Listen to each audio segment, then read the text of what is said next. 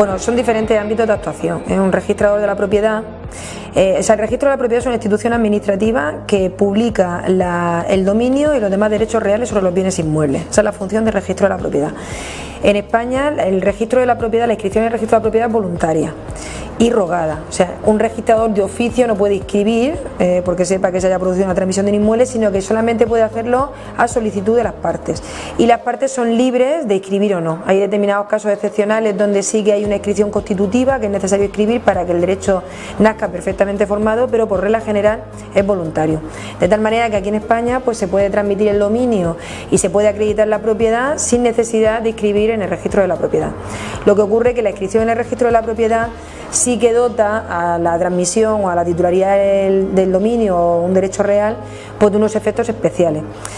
La ley hipotecaria establece que todo lo que aparezca publicado en el registro de la propiedad, el dominio y demás derechos reales, se presumen que existen y que pertenecen a la persona en favor de la cual aparecen inscritos en la forma determinada en el registro de la propiedad. Entonces, como le da esa presunción de veracidad frente a terceros, es necesario que el registrador de la propiedad controle que la legalidad formal de los documentos que llegan al registro.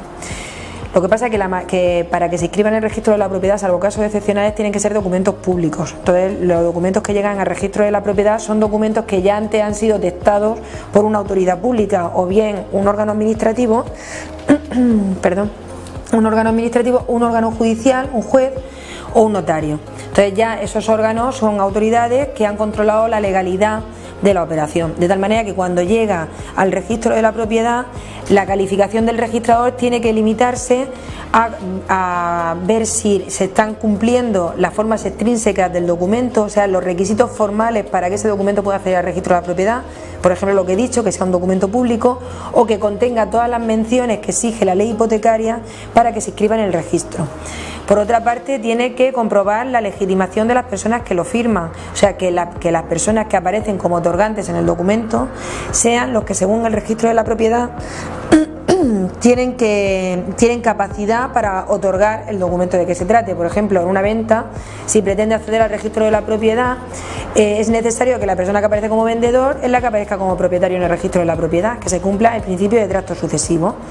Entonces, para comprobar esos extremos es necesario que el registrador tenga en cuenta los asientos de registro de la propiedad y la documentación que se le presenta. O sea, no puede denegar una inscripción porque extradocumentalmente o extrarregistralmente tenga conocimiento de alguna circunstancia que sea contraria a lo que se pretende inscribir.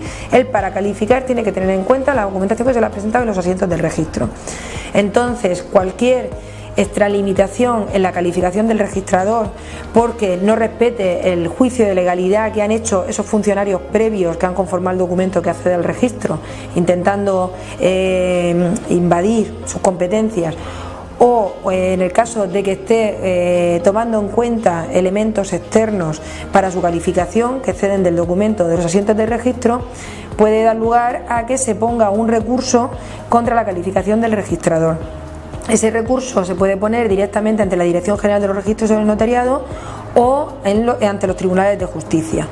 También existe la posibilidad, antes de interponer el recurso, de pedir una calificación sustitutoria por otro registrador, o sea, pedir que otro registrador califique la escritura para ver si coincide su calificación con la del primero que ha calificado, o si, por el contrario, decide escribir. Y por otra parte hay que tener en cuenta que la calificación tiene que emitirse en el plazo máximo de 15 días desde la presentación del documento, de tal manera que si se produce una calificación extemporánea, el particular tiene derecho a pedir que se reduzca un 30% los honorarios de registro de la propiedad.